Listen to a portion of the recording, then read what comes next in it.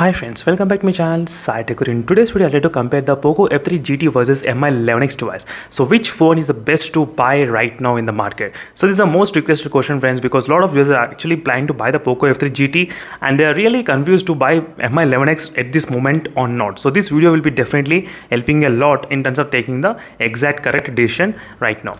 So in this video, I'll try to cover a few of the aspects like the performance, display, camera, battery charging, connectivity, build quality, software updates and everything. I'll try to talk about each and every small things during in this entire video, so don't try to skip any part, so which will be really helpful for you to understand which is the best one. So first let's start with the first thing about the performance. So regarding the performance, the Poco F3 GT has got the Dimensity 1200 chipset, and whereas the MI 11X has got the Snapdragon 870 chipset. Yes, the Snapdragon 870 is slightly more kind of optimized little bit than the Dimensity 1200 chipset. But don't get me wrong friends, even the Poco F3 GT has got a really good optimized UI which can actually have really very good RAM management. Yes, so I did do the speed test comparison between both phones, and you did see the RAM management, how it was able to handle this Poco F3 GT. It was really able to handle really great than the MI 11X device in terms of the RAM management. I'm not talking about the performance, I'm talking about the RAM management. But actual performance matters for few of the users.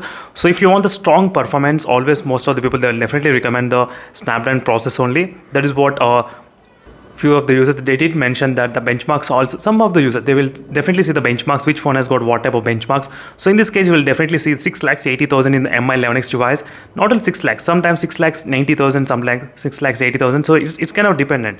And in the Poco F3 GT, it's kind of close to 6 lakhs around that kind of range in terms of the another benchmark test. Not only in the another benchmark test, even in the CPU throttling test and everything, you'll feel slightly better in the MI 11X device little bit. That is what I can do. But what I'm going to do is that I'll try to do the Battlegrounds mobile gameplay side by side in terms of the frame drop test. I'll definitely do that video as soon as possible. So overall friends, in my opinion, I would say in my past experience, based upon the past experience with the Snapdragon processors, I would definitely feel the Snapdragon processor slightly optimized. But one thing, the Realme X1 Max changed the complete impressions because of the Dimensity 1200, because this phone has received the 90 FPS update in the Battlegrounds mobile gameplay. This phone has got the Dimensity processor, so maybe in the future the things might get changed. That is what one thing I can definitely say that.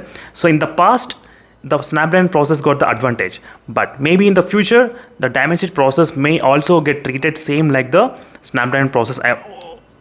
That is what I was hoping for in the Dimensity processors. So in terms of the performance, strong performance, if you want a stable performance, better choose the Snapdragon processors. So if you're okay with this kind of very good intense kind of RAM management UI, it's really great in this phone. You can watch my other videos, you will definitely understand. But one thing is pending, which is a Battlegrounds mobile gameplay side by side test. I'll definitely do 100%. So make sure to stay tuned for those videos. So overall, in terms of the performance, slightly MI 11X device, in terms of the RAM management and managing so many applications and so many games in the background, this Poco F3 GT is optimized. This Poco F3 GT, yes. The few of the users did also mention the combination of MediaTek processor and the MIUI processor, MIUI software will be really great optimized.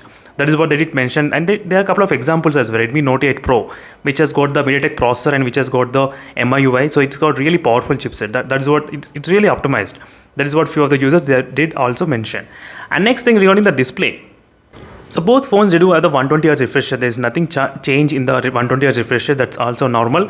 And one thing is that you will find the touch sampling rate is quite a little bit kind of different, just a little bit.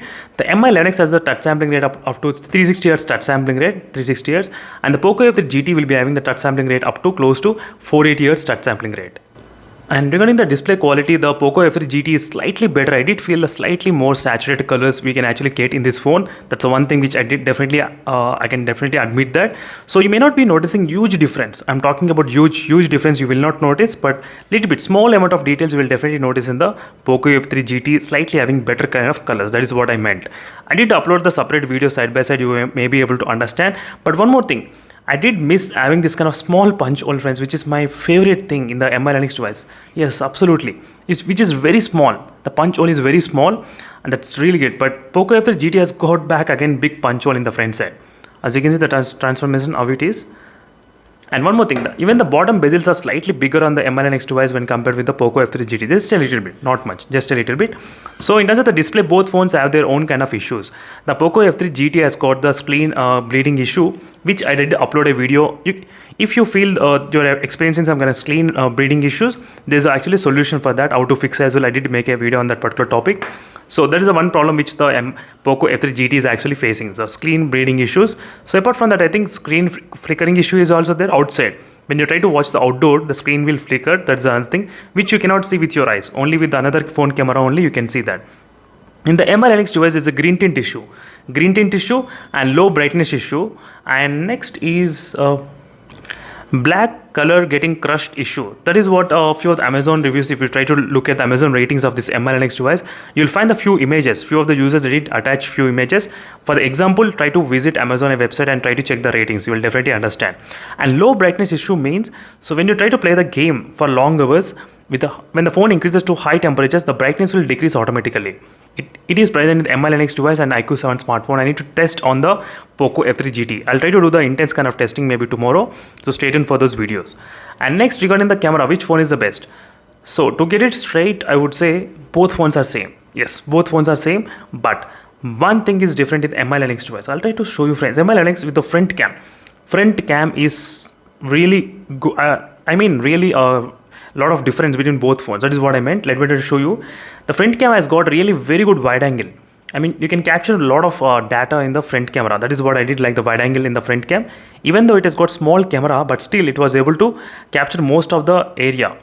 In the Poco F3 GT, it's pretty normal. Nothing, you will not see any kind of huge difference. But in terms of this kind of activities, I did like the Poco MI Linux device in terms of the front cam. That is only one reason I did like the MI Linux device.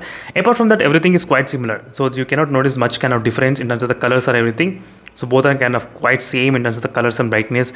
And even the night mode is quite same, though I did not see any kind of huge difference, but little bit got difference in the night cam. The MI Linux device was having this kind of slightly better night cam shots, little bit.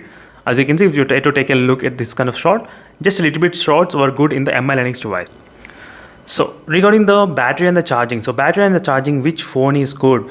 So during the battery backup, the Poco F3 GT is good, and the charging speed both are same. Both are absolutely same, because Poco F3 GT takes 50 minutes and MI Linux takes close to 50 to 60 minutes of time. 50 to 60, yes, it varies because last 99% to 100%, the MI Linux phone will take 10 to 15 minutes of time. Try to remember these words, 99% to 100% in this phone. That is what I did observe. Not only me, few of the users also, they did mention the same thing in the MI Linux device. So that's one thing. If the last 1%, if it gets charged faster, then this has got really great charging speeds as well, the MI Linux device. So you should remember that those things before actually buying the device. So battery backup, you can expect slightly more in the MI Linux in the Poco F3 GT because of having the 5000 mAh battery capacity. That's the one thing which is really good advantage in the Poco F3 GT device. So these are the things of the battery and the charging. The battery backup is good in the Poco F3 GT, and the charging speed also slightly may be good, but both are kind of close to each other in terms of the charging speeds. And connectivity device, which phone is the best connectivity device? MI Linux device. Yes, it's absolutely best in the connectivity. Wi-Fi 4G data is really good in this MI Linux device. I did use for the past couple of days the Poco F3 GT as well, but still, so even though the Poco F3 GT is also not bad at all, but just I want to just show you a couple of things. For example, let me show you the Wi-Fi first. The Wi-Fi 2.4 GHz network is a 300 transmit link speed in the MI Linux device, as you can see, and where in the Poco F3 GT only 144 Mbps of transmit link speed. I'm not sure how it is related to you or not, but I'm just trying to mention these are the things you should know. If you're having a single band Wi-Fi router, then you may be experiencing some kind of slow speeds, but it's not guaranteed. It also depends upon the type of user to user, what kind of plan they're having, but I'm just trying to show you the difference. 2.4 GHz, different transmit link speeds. And next thing is the 4G connection. 4G connection in the Poco F3 GT in the Jio, using Jio 4G SIM, only in the one frequency it cannot get. Let me show you what is the frequency is actually. So Jio 4G connection, I think, yes. So this is the exact frequency, which is 1800. As you can see, this is a 1800 frequency. Using this frequency, you cannot get the 4G plus in the Jio SIM card.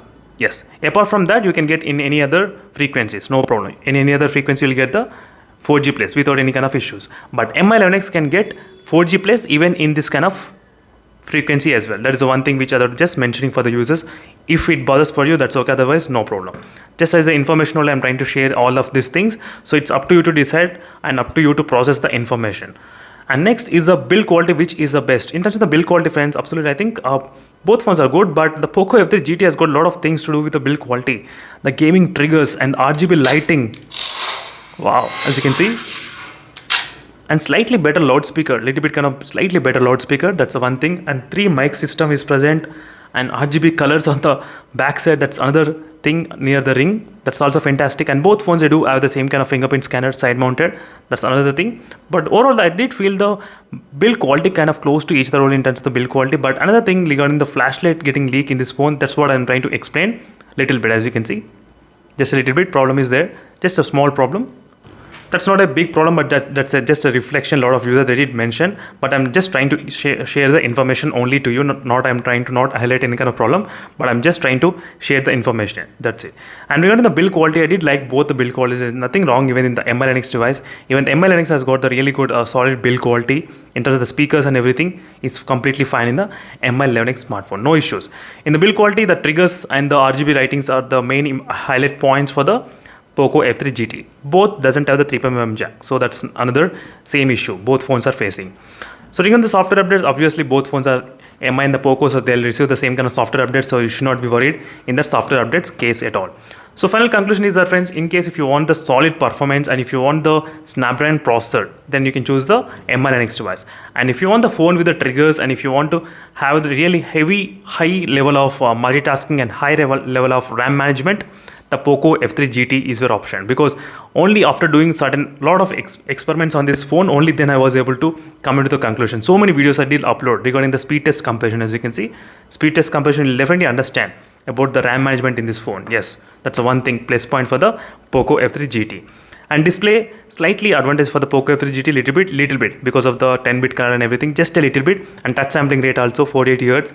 So these are the things. And camera, both are same. Night mode slightly better in the MI Linux device compared to this phone. Battery backup, charging, both are same. Battery backup is good in this phone. Connectivity, obviously the MI Linux device, which is another good thing. Build quality depends. If you want the triggers, you can choose. Otherwise, you can choose the MI Linux device in terms of the build quality. And software updates, both are completely same. So that's it, friends. Thank you for watching this video, and this is a complete review which I thought of just giving you all and letting you decide which phone you can actually buy, because my duty is to just share the information with you all, and it's up to you to process the information and think what are the advantages and what are the disadvantages and for what phone you are okay with that. So that's it, friends. Thank you for watching, and don't forget to check the playlist in case if you want any other information. All the playlists I have created which will be available for you to use the resources. See you in the next video, friends. Until then, stay tuned for more updates. Meanwhile, signing off. Bye.